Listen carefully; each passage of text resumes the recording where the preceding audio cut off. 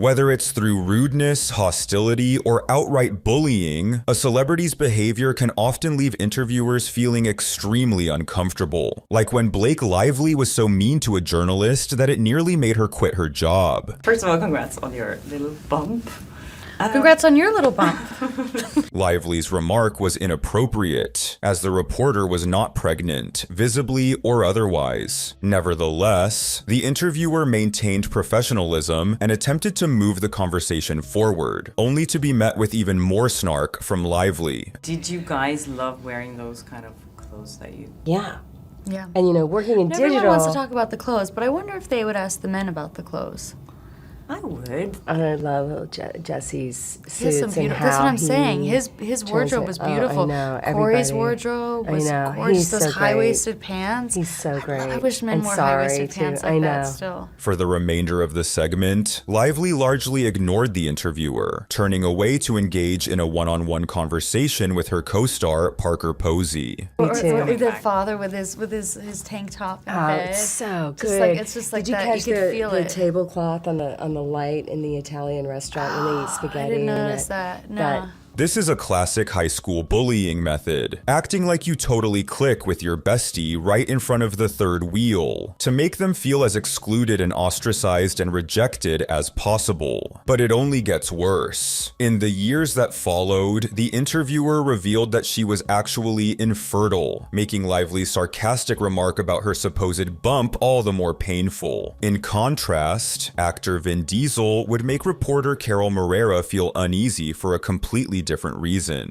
I found out that you are a nerd like me. You love Dungeons and Dragons. I'm anything like you because I love you. But I'm anything like you because I love you. Guys, really? Look how beautiful she is. You guys think it's a joke. How am I supposed to sit over here when I'm looking at such beauty?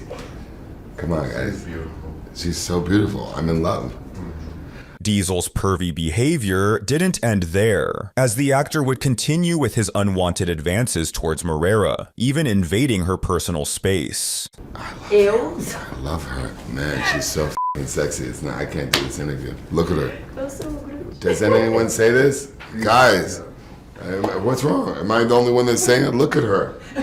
She's so f***ing beautiful. It's like you can't even do an interview with her because you're just like, da, da, da, da, da, da, da, da. The discomfort on Moreira's face grew increasingly apparent as Diesel's creepy tirade went on, prompting her to quickly wrap up the conversation and make her escape. When did this turn into Beautiful World? When did this turn into the most gorgeous girl in Brazil? When did this turn into I love you? Thank you so much. Thank you very much. In a similarly inappropriate interview, Red Hot Chili Peppers frontman Anthony Kiedis would unexpectedly kiss interviewer Erica M. despite her clear objections. Back off, baby. I'm just getting a little kiss. I'm just getting the teeniest kiss. The size. Oh, God. All right, this is a little kiss. You know, people are watching this. You're making me blush. M's discomfort would only intensify as Kiedis proceeded to ask her an extremely personal question. Can I ask you a question? Yes. What color are your underwear? I forget. What color? Check. I can't We'll know. take a check. I'll tell you after. All right. In this next excruciatingly uncomfortable interview, actor Sir Ben Kingsley spends the entirety of his conversation with reporter Poppy Jamie condescendingly talking down to her. Demolished about 4 croissants. Oh, good. Yeah, which is always a good way to start the morning. Well, Very any morning. good. What was in the croissants? Well, I had an almond croissant, and then I had a ginger pastry, and then I just had a chocolate muffin. Oh, excellent. Excellent. Excellent. I thought there might be drugs in the muffins. I think there were, don't you? Quick. Definitely. Before they wear off. Yes. Right. I would get this while we can, actually. Are you rolling? Excellent. Okay. I'm not going to say anything in this interview. We're just going to enjoy you laughing and talking about croissants, okay? Go. Despite Kingsley's demeanor, Jamie pressed on, only to be met with terse replies from the surly actor. If a film of yours ever comes on screen, do you sit down and watch it? No, I don't. No. Next question. Is that just because you don't really like watching your films, or is it? No, I just have better things to do than sit in front of the television. Quite Sit right. back, otherwise we can't see you and you're out of focus. There you go. Very much. In the end, despite Jamie's sincere efforts, this interview was simply beyond redemption. And you don't just go into work just because it's fun. on the day off. No. Would you do that? Yeah. Would you go into your office on a day off just for fun and have yes, and eat more croissants, I suppose? Yes, if Rebel Wilson was in my team. Well, he's not though, is he? And while Kingsley was passive-aggressive, actor Bruce Willis would bluntly express his disdain for speaking to the press during this next interview, which was undoubtedly humiliating for reporter Jamie Edwards. Has any actor ever told you this, Jamie? This part is not acting, what we're doing right now. You might be, but we're just selling the film now. Sales. The fun part was making the movie. The fun part happened, yeah. So how would you sell me the film then? What would you say that is the best part about the film? I would slash my hooves. Things didn't get better as the interview progressed, with Willis conveying his desire to be anywhere but there. See, Bruce, I can imagine you just love to get in a car and just drive off. You know, I can imagine you doing like the whole Route 66 thing one day. I'm thinking about driving right now. I can hardly keep my mind on this interview. I'm thinking about driving somewhere, maybe the M1. Rapper Lil Wayne would take things one step further during a legal interview for a 2012 lawsuit by threatening the attorney who was questioning him, all in the presence of a judge. Isn't it something that you would remember if your album, The Carter 3, was the biggest selling album of the year in 2008? That's my question. Isn't it something? That you would remember. Isn't it something? That's the question I have to answer, Your Honor. Go ahead. Isn't it something? You could do the best trying to answer it. Thank you, Your Honor. Do you like He can't save you, right? In the real world. That guy right there. He can't save you in the real world. Just so you know. What does that mean? I don't have to elaborate. Is that ask your next question, Is please, that a threat against No, us? sir, it's not. No, sir, Can you it's just not. ask your next question, please? He can't save you. And what does that mean? I was talking to myself. This next interview got extremely uncomfortable when actress Cara Delevingne's distinct British humor was misinterpreted as sass by the hosts of Good Day Sacramento, resulting in this cringeworthy confrontation. I saw you in London talking a couple weeks ago on TV, and you seemed a lot more excited about it than you do right now. Are you just exhausted? No. I mean, I'm still very excited. You know, the premiere was last night. It was an emotional night. It felt like the end of an era, but I'm not any less excited than I was a couple of weeks ago. Maybe I had a bit more energy. It's the morning. Don't be mean. You do seem a bit irritated. Perhaps it's just us. Yeah, I think it's just you. As the hosts perceived what they believed to be snark from Delevingne, they abruptly cut her from the broadcast and proceeded to trash her on air. We figured as much. We'll let you go then. How about that? All We'll right. let you go take a little nap, maybe get a Red Bull. How about that? Cara Delevingne, thank you so much. Oh, with the bars. Wow. She was in a mood. I don't know. I think she was just a little irritated. I mean, these guys, they sit through all these interviews from 800 TV stations, but still. You make $5 million for 6 weeks worth of work. You can pretend to talk to Good Day Sacramento with some oomph. However, there was no denying the snark from Jesse Eisenberg during his interview with Romina Puga, where he took offense to Puga's casual reference to his co-star Morgan Freeman. So Freeman plays a magic debunker. Freeman? Who are you? Yeah. Freeman? Yeah. What, are you on a baseball team with him? Yeah, he's a buddy of mine. Okay. Eisenberg was unimpressed with Puga's interview skills and was sure to let her know it. What did you write on your hand?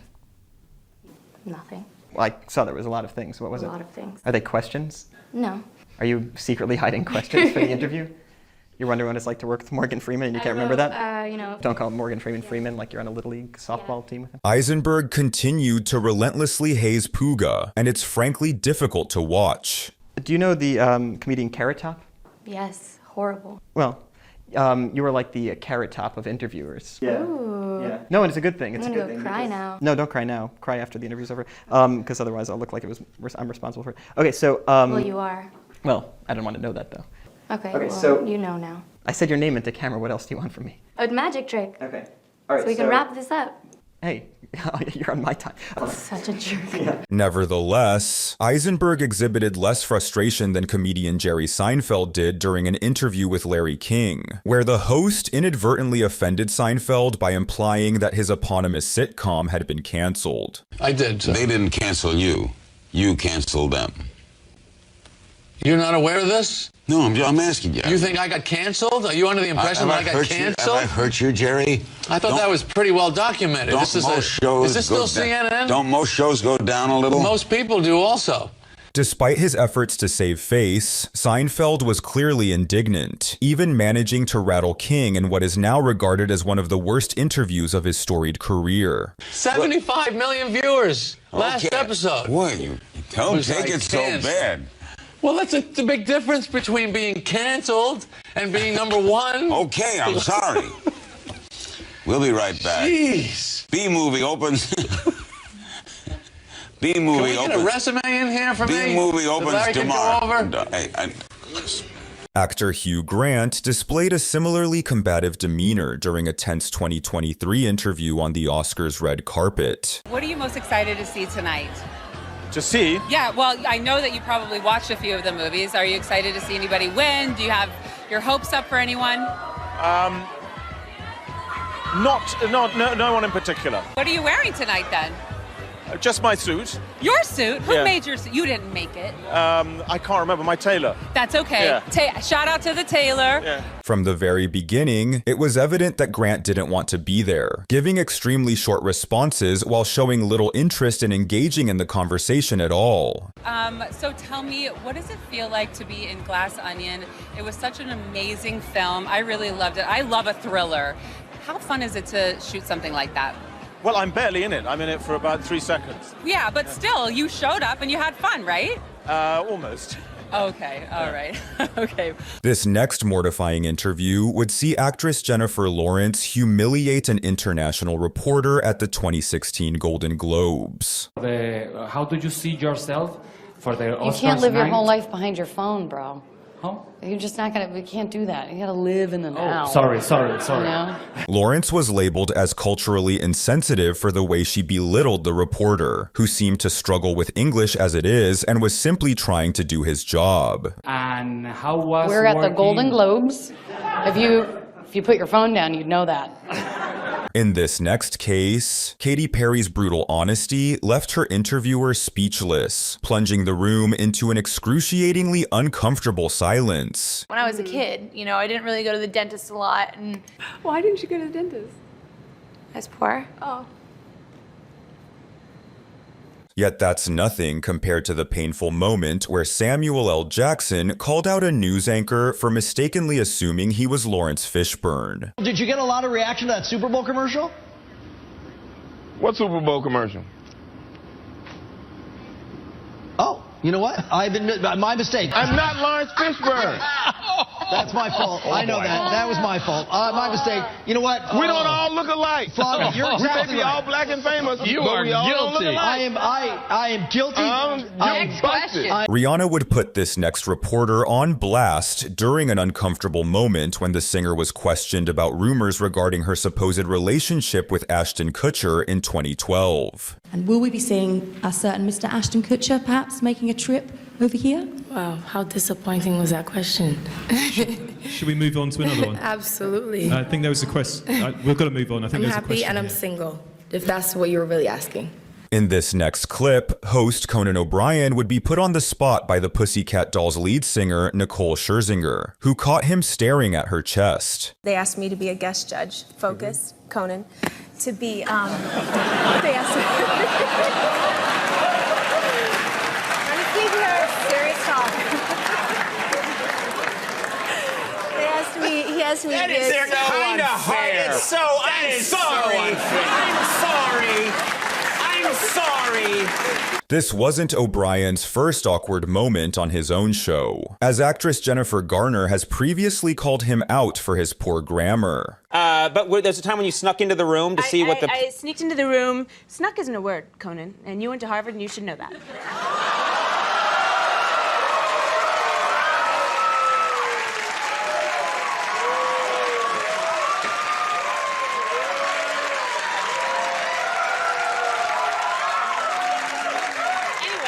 However, this time Conan had receipts. Oh, what the hell? Look right here. Snuck. Past and past part of sneak. And speaking of uncomfortable talk show moments, comedian Bobcat Goldthwait's appearance on The Tonight Show in 1994 took a wild turn when he pulled off this infamous stunt that ultimately resulted in his arrest. What have I set his furniture on fire? No, don't set that on fire. Now you have to sit in this. Now sit down, sit down. Sit down, sit down. I'm not sitting in it. Sit in that chair. Yet few interviews are as mean-spirited as the infamous 2003 encounter where English rock band Blur mercilessly bullied the eccentric Canadian journalist Nardwuar. John, would it be okay to stand over there? Come on. How? Stand there and ask your question. Okay. It's going to be fine. Okay, okay. We're all going to be fine. Okay. Don't worry about it, mate. This interview is painful to watch, as drummer Dave Rowntree would snatch Nardwuar's hat and glasses, throwing them around while Nardwuar does his best to navigate the situation. You're happy? No, I'm not. You don't look happy. I am not. I want my hat back, please. Okay, there we go. Blur would later apologize for their behavior during this interview, much like TV legend Tony Danza, who faced widespread criticism for the way he treated reporter Rye Myers. Now, what's your favorite New York City staple food item? Is it a pizza or hot dog? You know what? You got to do, buddy. You got to come up with better questions. Come on, let's go. I got to go. Thank you, Tony. But when it comes to making interviewers uncomfortable, Jim Carrey undoubtedly takes the cake with this next bizarre interview, in which he made interviewer Kat Sadler's skin crawl. I just, there's no meaning to any of this. So I wanted to find the most meaningless thing that I could come to and join, and here I am.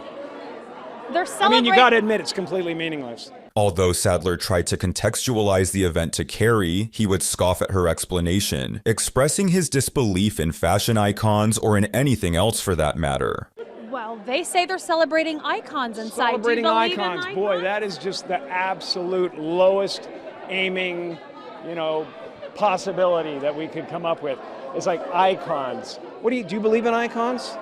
I don't believe in personalities. I don't believe that you exist. I believe that peace lies beyond personality, beyond invention and disguise, beyond the red S that you wear on your chest that makes bullets bounce off.